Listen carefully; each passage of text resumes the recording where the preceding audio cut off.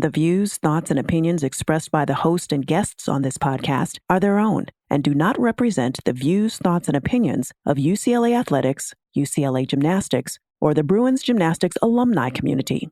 The content of this podcast is strictly for informational purposes only and should not be considered professional advice. It was really cool to see, a judge say like, oh, that looks like perfection. Like I had no deductions, and there's always a deduction in my routine. I remember Miss Fowl saying, that was even just that moment right there was your championship moment for you to receive a 10 from a judge and then turn around and, get a national championship with the team. Just amazing. Welcome to the Bruin Gymnastics edition of the Resilience to Brilliance podcast, where you'll be inspired by riveting behind-the-scenes stories of UCLA gymnastics legends. I'm your host, Kim Hamilton Anthony. Here we go. JaNay Honest was wise beyond her years when she realized that surrounding herself with the right people could actually help her reach her potential. She came to UCLA as a walk-on, and her hard work paid off when she received a scholarship her senior year and became a national champion as well. After graduating, she entered the world of sports broadcasting and earned an Emmy Award with Pac-12 Networks.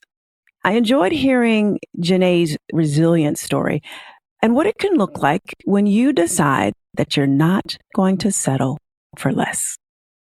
Let's listen.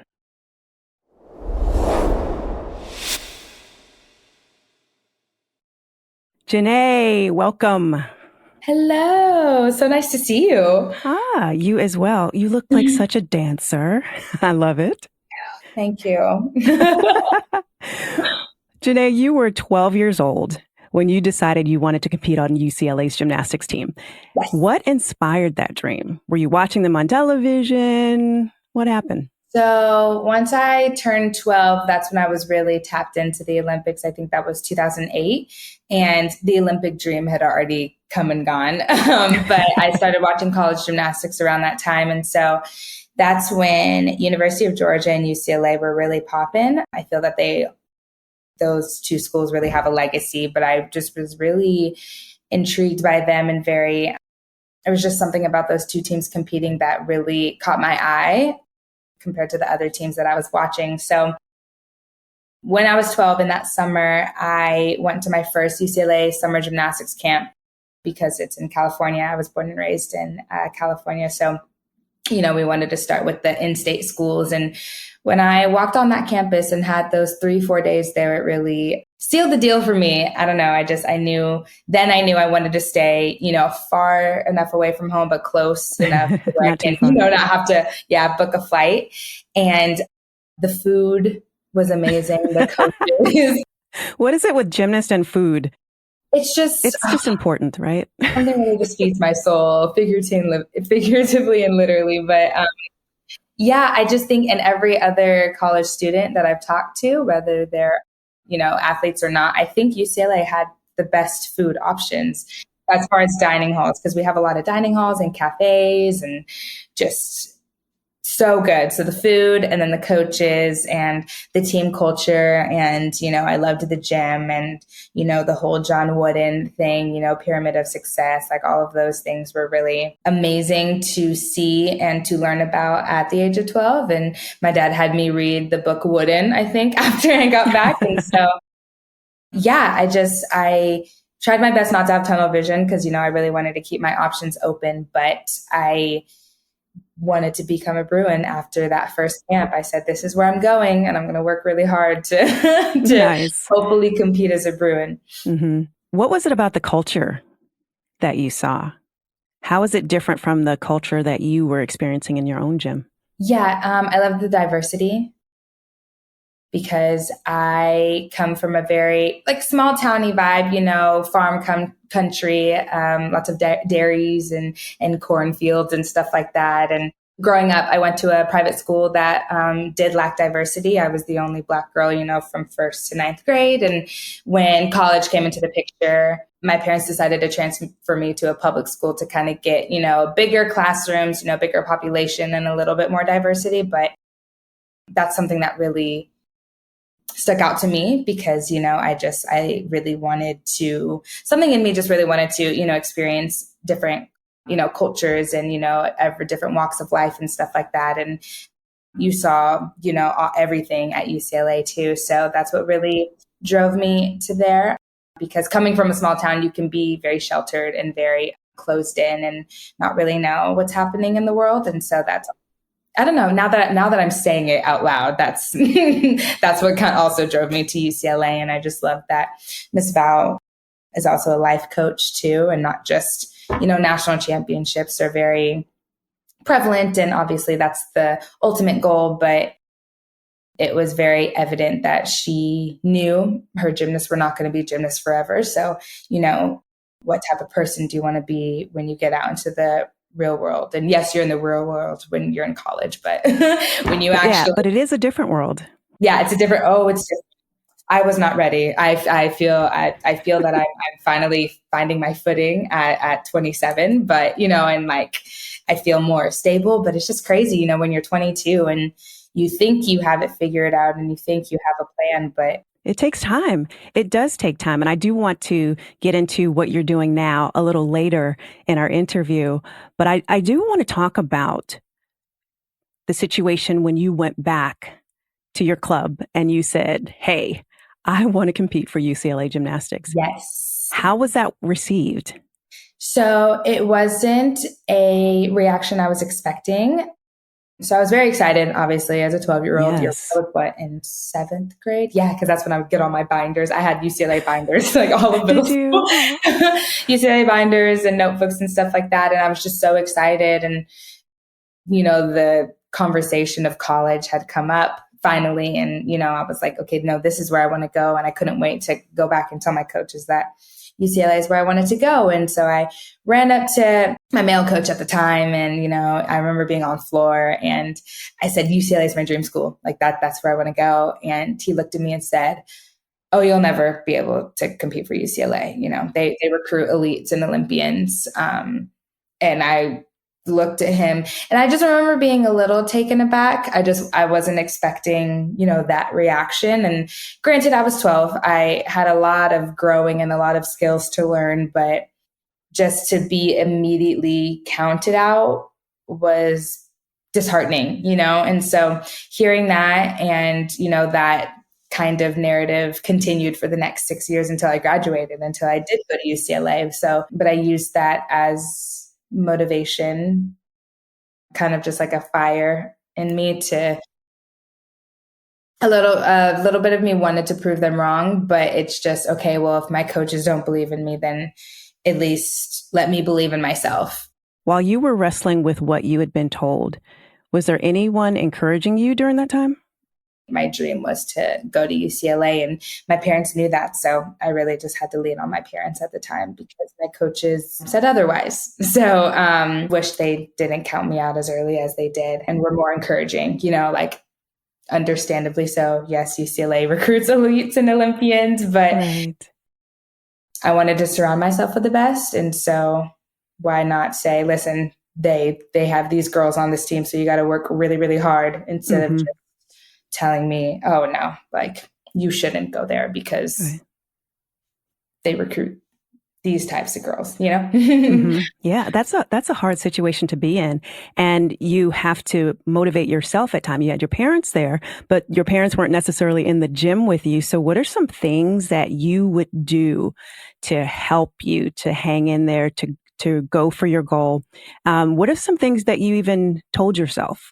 Did you do positive self-talk? How'd you do it?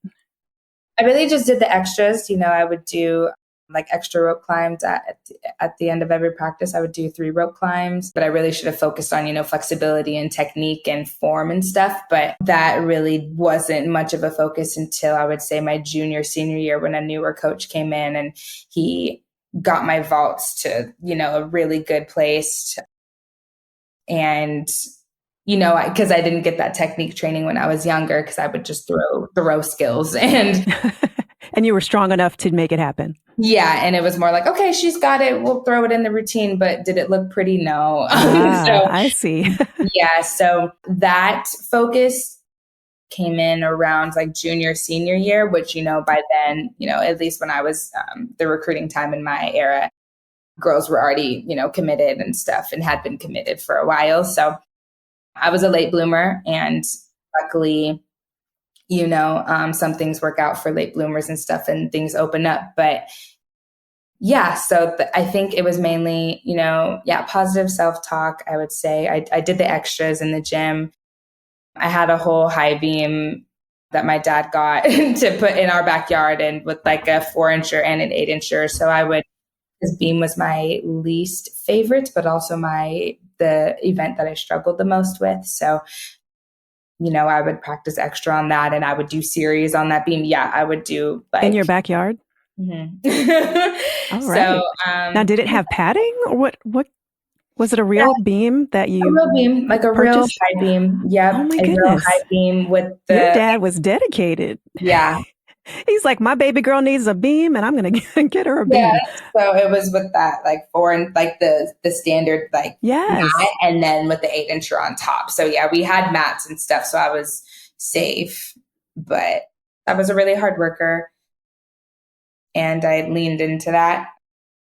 And once I got, better coaching when it came to technique and stuff like that, then I started technically getting better. And then, that continued once I graduated from senior year. But yeah, I think just, working to block out the negativity. But now, even as an adult, I'm still working on that, or working on the negative self-talk that sometimes comes up in myself. So around your high school senior year, had the encouragement changed? Was there hope? Because that's a long time, from 12 to 18. You have a lot of time for improvement. Yeah, not really. I still went to the summer camps every summer to, one, let the coaches know that I'm like interested, and I would, move up a level every year, and I'd get better every year, kind of thing. And I kind of built a rapport, is that the word I'm looking for, with the coaches. And, they recognized me, and, I would send them updates via email. And because I think now they have like whole Instagram like pages for recruiting. But back in the day, you used to send emails of meet updates and stuff. But yeah, no, I think when the time came to, start taking unofficial visits and official visits, they were really pushing other schools. And obviously UCLA was always at the top, and they would push other schools, and I would go visit them, but I just didn't see myself going there. I didn't see myself at the campus, but I went to go visit.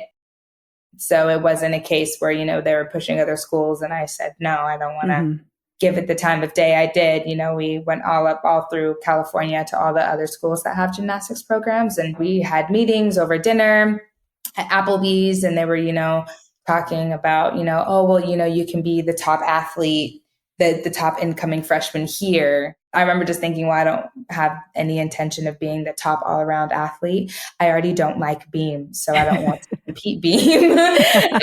But you knew what you wanted. I knew what I wanted, but also I knew that going to UCLA, I was not that great. I mean, I was good, but I knew I could be a lot better. And I knew that UCLA would make me a better athlete and also a better person, just because of the live coaching that Miss Val really leaned on.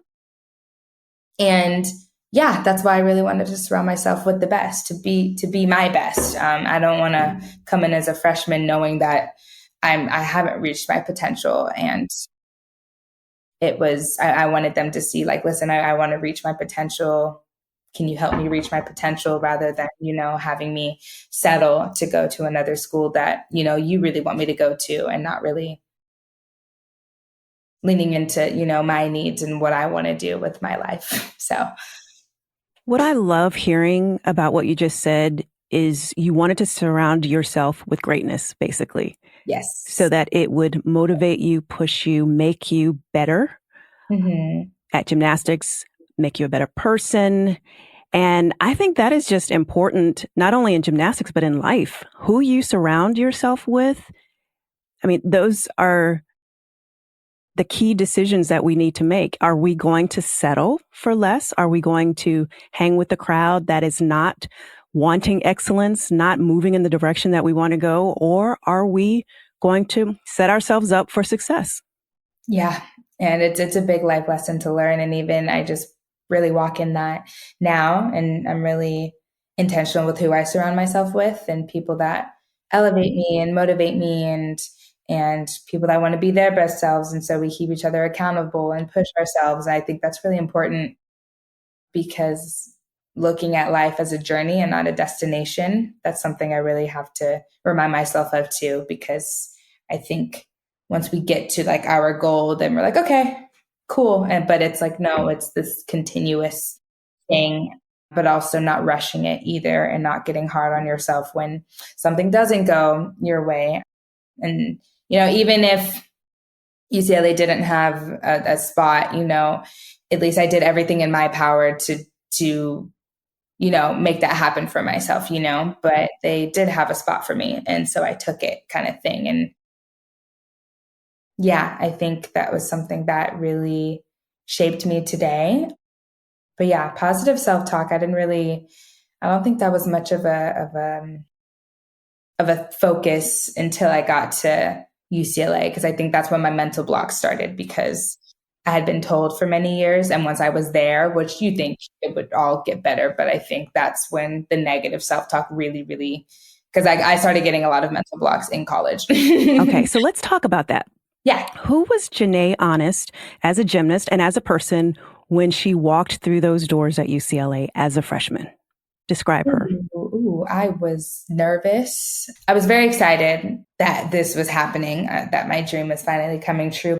I was already a hard worker, so I knew, okay, well, I'm a walk-on, which means, I have to work really, really hard to prove myself. I mean, I'd already proven myself. I'm here.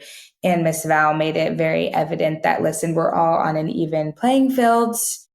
People with scholarships don't have a leg up. Like, everybody is on the same level. So that made me feel better. But I just felt that, being a walk-on, and holding the walk-on legacy, because, there's a long list of walk-on legacies at UCLA, and it's really cool to be a part of that. But just, really wanting to make my mark, not just be on the team, but, I wanted to see what I can accomplish and how good I can get when it came to my potential. But yeah, so I didn't speak up as much. I wasn't very outspoken. I'm a leader by example, but as a freshman, you're just trying to figure out life, parents aren't doing laundry for you anymore.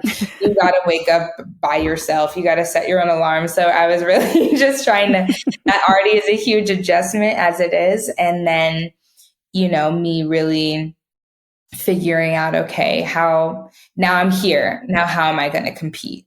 I just kind of saw it as like a stepping stone, But once I got through the doors and was on the team, now it's like, okay, how am I going to compete? What events do I want to contribute on?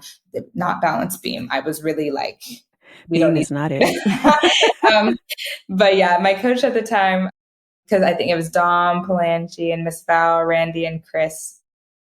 But so Dom was working with me a lot on beam actually freshman year. He pulled up videos. I saw him the other day and he pulled up videos and I said, wow, like we were almost there. We just didn't have a dismount, but I did I just wasn't the greatest at it. But yeah, so once I got there, it was like, okay, so how am I going to contribute? Like, what do I really need to work on? So it was really like a lot of technique, a lot of stretching. Miss Val bought this ballet foot stretcher specifically for me to use. Tell me about that, because a lot of transformation took place with you over those 4 years while you were at UCLA. So tell me about the little foot contraption.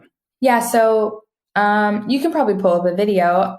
My left foot did not point on my Tkachev really ever. So it was always flex. I don't know why. It was like a built-in deduction, like one of those things that, my club coaches didn't fix because I could just throw it and we catch it and sometimes we wouldn't. So, and it's crazy too. Yeah, my Tkachev didn't it got really consistent when I got to UCLA, which is wild because I remember being in club and we'll see if we catch it today. But my left foot was always flex. Like it would have when the toes are curled. Oh, really? Flex, that's what it looks like. So okay. Ms. Val bought this ballet foot stretcher that was very painful and it was very much catered to me because no one else used it. I'm definitely one It was that a you, special gift. yeah. I think I saw like one other girl maybe use it one time, but I was very much, JaNay, you need to sit in this specifically for this left foot. So I used that every day. I would have teammates sit on my knees. Chris would put weights on my knees, with my feet on a panel mat just to work on my knees, because my knees, if I would tighten them, they didn't look as straight because just I'm strong, I was muscular. So we had to really work on flexibility and, different things like my vault, we dropped me down to like the vault levels, the vault setting, at my club. My coach at the time, had us all vault on 135 so he wouldn't have to move it up and down, which, means you're not turning over your round off and stuff like that. So dropping from 135 to 125 was very scary, but, it just taught me to turn over my round off and got my technique better. And, we're working on my tap on bars and, okay, what dismount can she do because her legs are separated on this? What exercises can we do for her full in dismount or half in, half out? Did I do a full in, half out dismount on bars? And, and Dom, he did cheer as well. So his tumbling technique is amazing. So he was working with me on plyo and it's just all those little things that I didn't get growing up is what we focused on because I had the skills. So how are we going to make them UCLA, like for me to be able to compete for UCLA? So that was really what we focused on, in the summer, like especially because I started going to Waller's Gym Jam after I graduated. So we'd make that 2-hour commute like 3 days a week for me to start training with Chris. But yeah, so that was the mindset. Just I was excited yet terrified because it's like, ooh, like we're here and this is like really cool. And when you're like a nervous freshman, a very nervous freshman who was just kind of quiet. I think our whole class was. None of us spoke up. None of us were really talkative. So yeah, but I was a hard worker. I was like very determined. Your coaches, just from what you described, it sounds like they spent quite a bit of time with you. You were a walk-on freshman, yet they are spending extra hours. You're going to Chris's gym. Afterwards, you have the stretching machine, all these things that they're working to help you to become the best gymnast that you can be.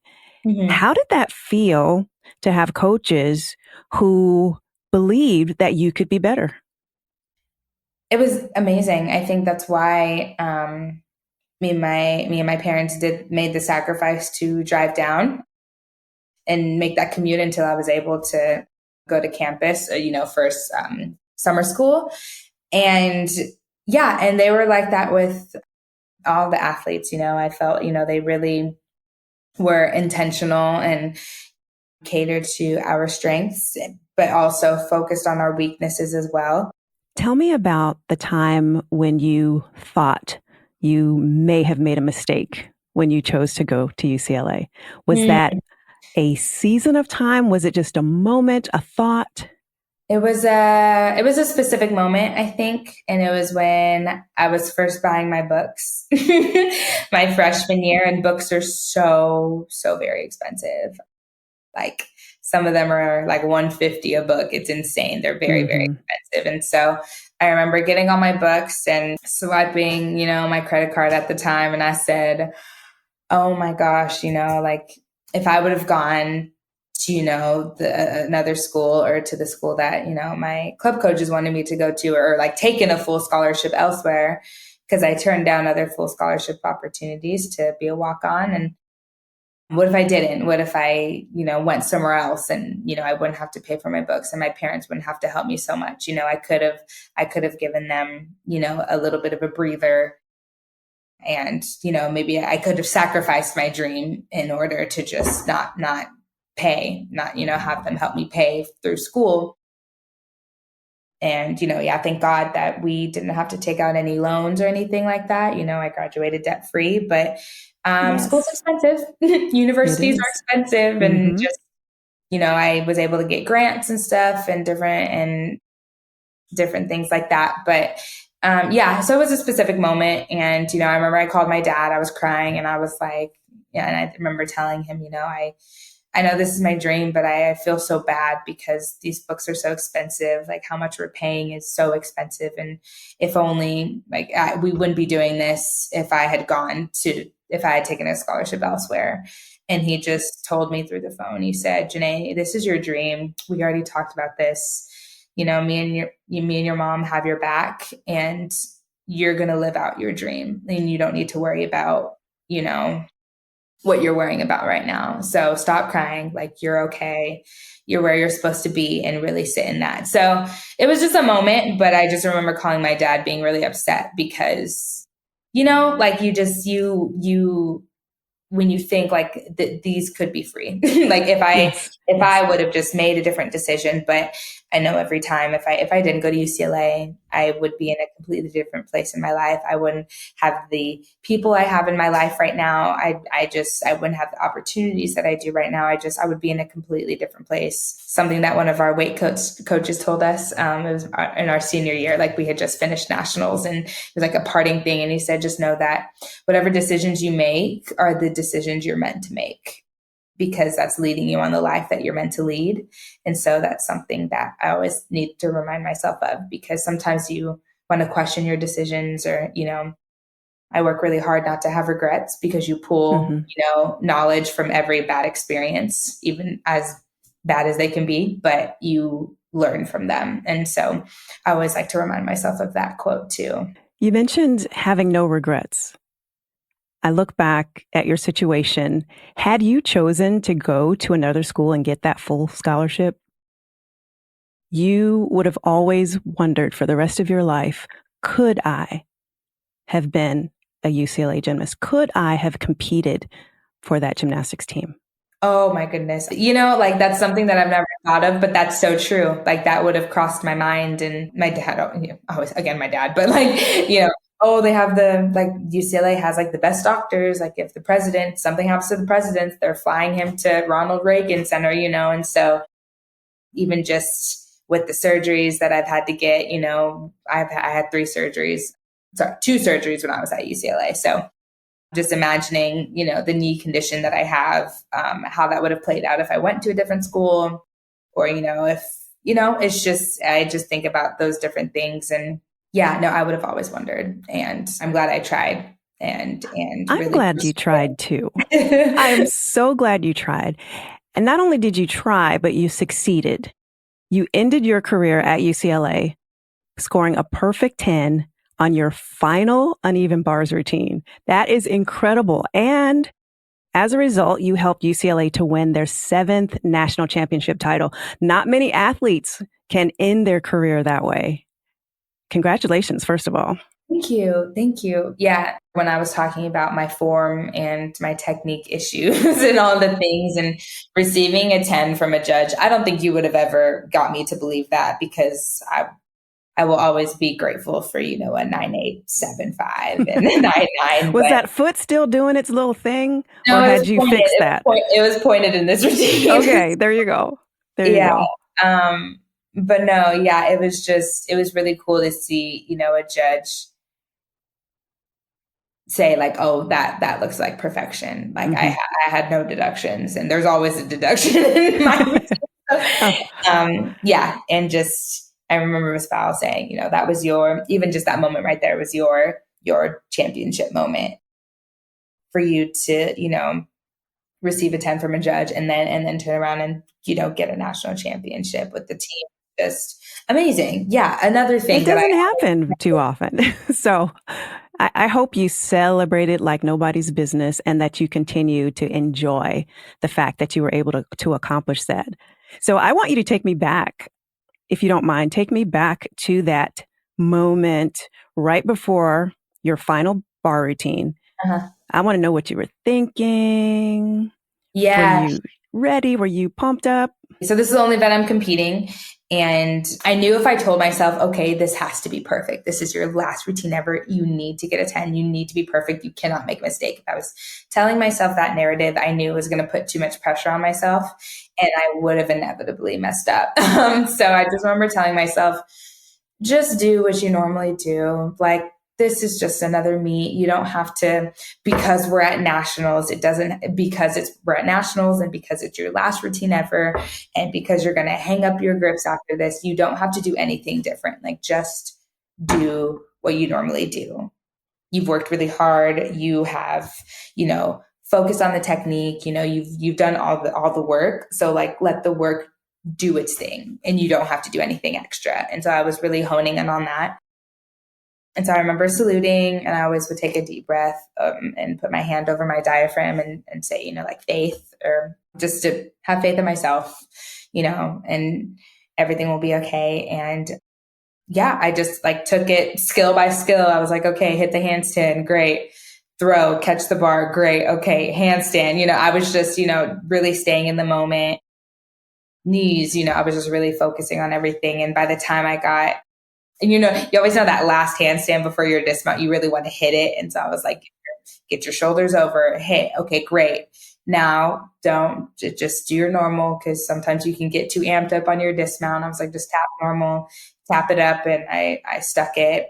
It was, I don't know. It was just, it's kind of like I went on autopilot a little bit, but I wanted to also just stay present in each skill, like not like go blackout or anything, but and I just remember looking at Chris, gave him the biggest hug, ran down, and I was like, okay, that was my job. I did my job. I just wanted to be able to do my job. Yes. And that ended up being the best, and I mean this, like the best bar rotation we've ever hit in this year, like in a competition or in an inner squad or in practice. Like we've never all hit, like our bar lineup has never hit like we did at nationals before. And it was amazing. Like we got our highest score we'd ever gotten on that event. And then that carried over into beam too.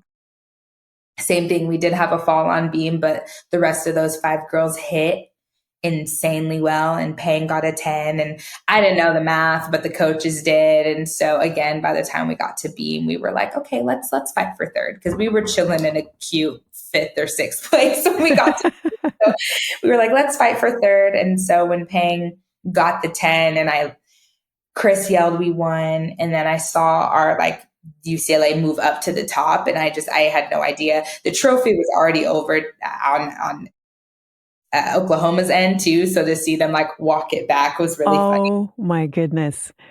So they just knew Oklahoma had won, and it was nearly impossible for you to win unless there was a 10. Unless there was a 10. Exactly. On beam. Leave it to of all events. And same thing with Pang too. I mean, she had before her routine, she literally said, okay, well, we're not going to win, so I might as well do the best routine of my life. And and look, and she did, and we ended up winning. Now, looking at the fact that you scored a 10 on bars in your last meet and went on to win the national championship as a team, did you feel vindicated in any way? I had already proved them wrong when I first competed for UCLA. And that was my freshman year, the very first meet when I competed on vault. So I'd already done that.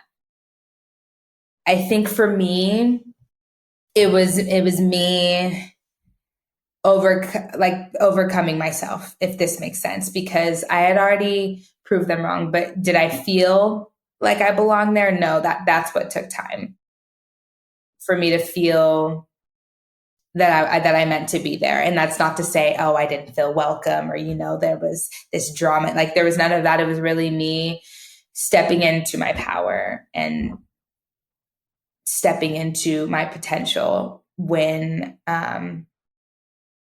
especially being told that like, oh, you can't, but also, being, trying to be guided to not, step into my potential. And so when that moment did happen. Which boggles my mind, I have to say, JaNay, what coach does not want their athlete to fulfill their potential, to reach, to be the best they can possibly be? Right. I'm sorry. I just don't understand that. And I'm really sorry that you had to go through that. But I'm also happy that you chose to be resilient. You chose to follow your dream. You chose to do the extra work, and you didn't give up. And there's so many people out there who are told things like that. I was told by one of my coaches something very similar, and I was discouraged and told what I would not become and what I could never do. Yeah. So there's more of us out there. Yeah. Speak to the person who's going through that right now. Whether it's gymnastics, whether it's work related, whatever it is, someone is out there listening who's going through something similar. They're discouraged. They're being discouraged by someone else. What do you say to them? If you know in your heart, like you've already made the decision, listen, this is what's best for me. This is what I want to do. This is what I want to go for. It's your life, and it's something that you need to take control over, whether you realize it or not. Because I was young, when you're 16, 17, you're very young. But if it's something that you want and you have naysayers, then one, lean on your support system. Mine was my parents. And just go for it, because if you don't, then you'll never know. If I didn't, then I would be asking myself, oh, what if? What if I did this? What if? And I feel that, oh, well is better than what if. Oh, well, in the sense of, listen, I went for it, I tried, and it didn't work out. Like, then that's just a redirection. But it's better to have that than to say, what if I just went for it? And I need to walk in that more, even as an adult, but I would say that to that person, because it's hard, especially, and granted, communication goes a long way. And maybe if I had like if I knew the things I knew now back when I was, 12 to 18, like, listen, I don't just want to go to UCLA because I want to win a national championship. And I'm sure I explained those reasons, and I'm sure they had their reasons of pushing other schools on me so hard. And maybe they just really wanted me to just get a scholarship and not have to walk on somewhere. And I get that. But if me and my parents had a conversation when we're all good with me being a walk-on, then you should accept that and support me, support my decision and have my back, But that's what I would say to that person. If you know in your heart that's what you want to do and you want to go for it. Because it's better to work really hard and do everything you can in your power to set yourself up for greatness. And if it happens, amazing. But if it doesn't, then like that redirection means you have like something greater is going to be around the corner. That's good advice. And JaNay, to go back to what you said, even if something doesn't work out and you're trying it, you're learning in the process. Mm-hmm. There's always opportunity to learn and grow from every experience. So I asked you earlier who you were when you walked through the doors as a freshman. Yeah. So now I want you to tell me, who were you when you walked out of those doors at UCLA as a senior? I was a stronger leader. I had a voice. I was confident in myself. I felt like I belonged because I questioned that when I walked in. So walking out and I felt really proud of myself, proud of the team. And it went by so fast. I think I was really just thinking, wow, I should have embraced every day and really just like lived in the moment more rather than trying to survive the day. And sometimes, life, being a student athlete, it's a full-time job in addition to being in school. So, but yeah, I think just really sitting there and thinking, wow, like my 4 years is already up and now I'm ready for the next step. But I felt, just very, very like this is why I came here, because I'm a better person and I know I'm going to learn more. And did I learn more like in the past 5 years since 2018. But I felt really like I had grown in the ways that I was hoping to grow in the 4 years at UCLA. Thinking about everything you just said, all that you learned in that 4-year process, if you were now coaching a 12-year-old who was at the same skill level that you were at that age, what would you have told her if she came to you and said, hey, I want to be an athlete. a gymnast at UCLA? So one, I'd be very excited and happy that she told me her dream, right? And then I'd be like, okay, I'm going to do everything in my power to get you to where you need to be to compete there. If that is your dream, then it is my job to get you to where you need to be recruited by them. But we're going to look at all of the things, like skill level, but also school,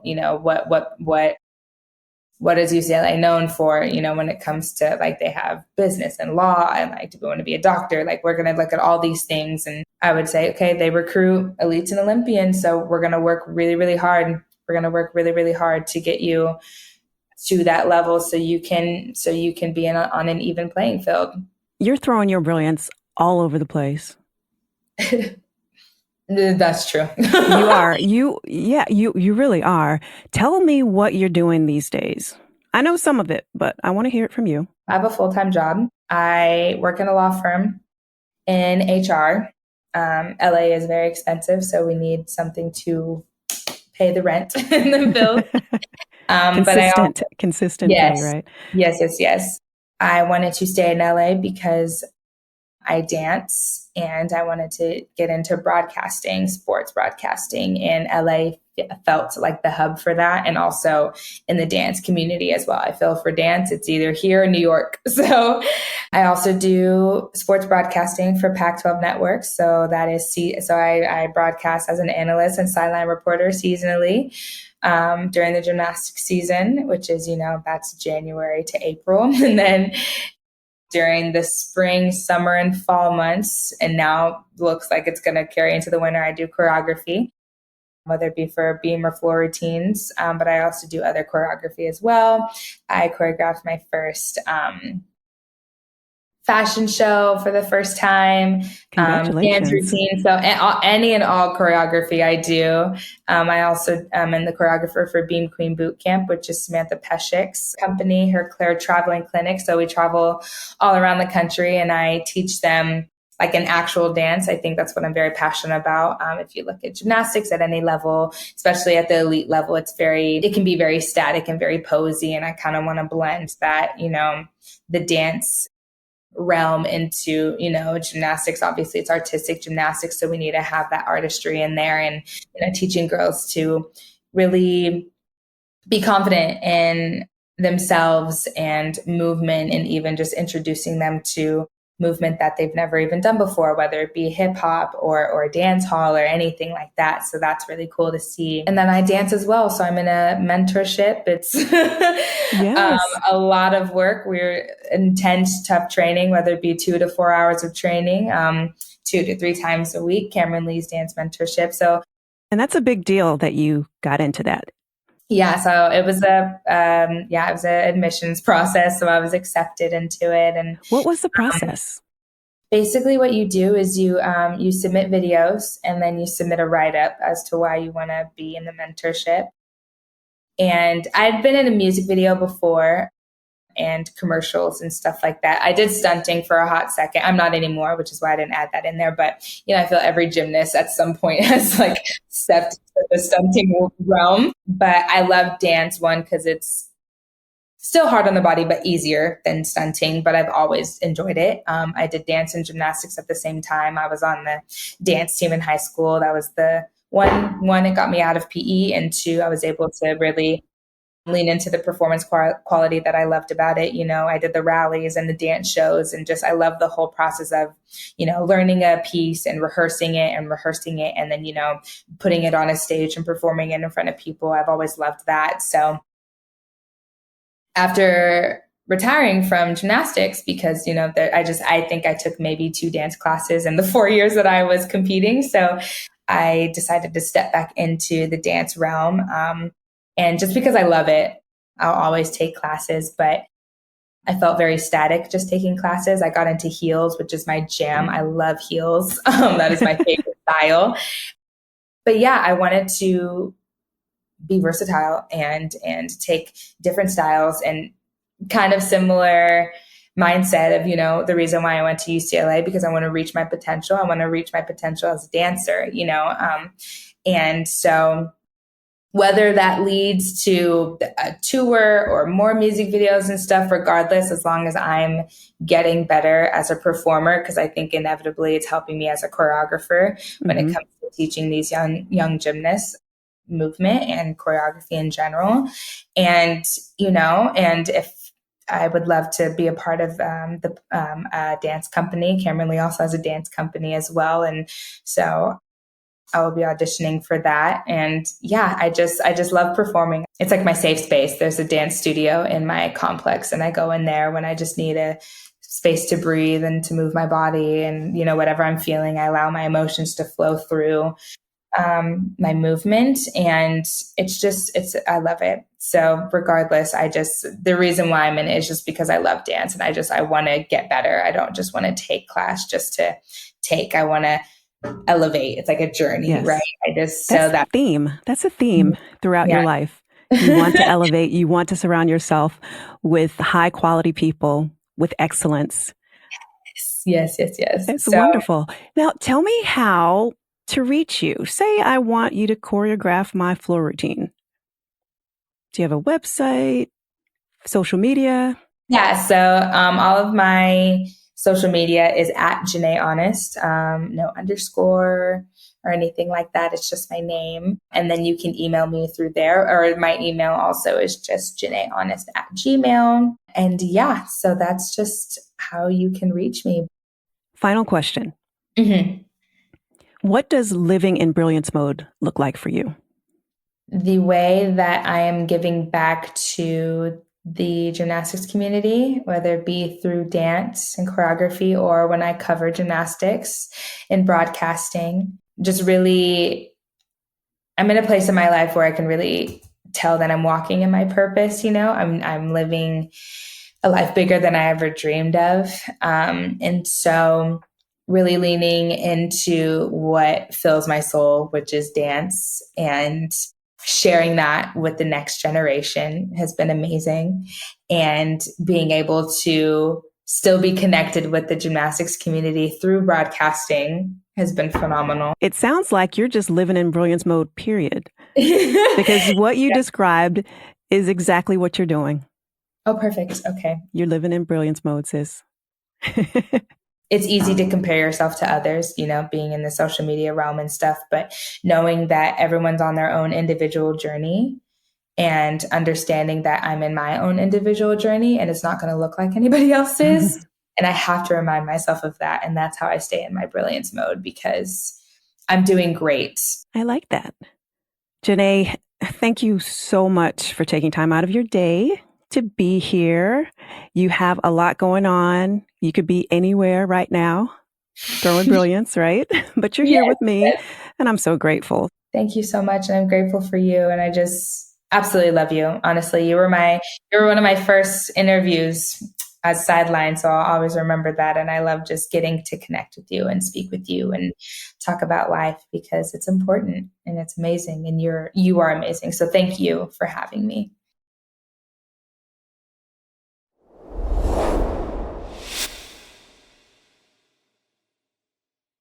I was truly moved by the fact that early on, JaNay knew that she wanted to surround herself with people who would make her better, a better gymnast, a better person.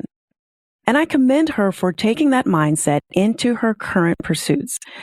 Sometimes we're tempted to go for that opportunity that makes us the big fish in the small pond, or we're tempted to surround ourselves with people who make us feel good about ourselves.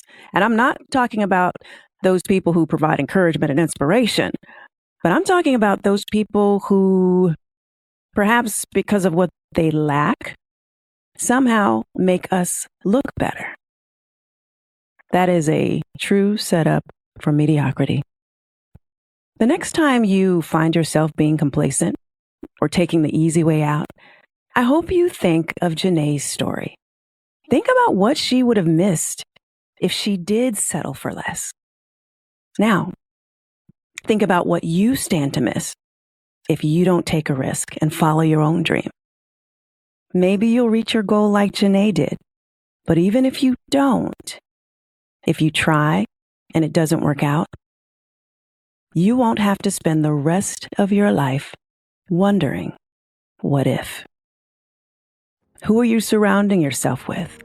How are you challenging yourself to be better? I encourage you to step out of your comfort zone. Take a risk. You'll never know your full potential until you stop settling for less.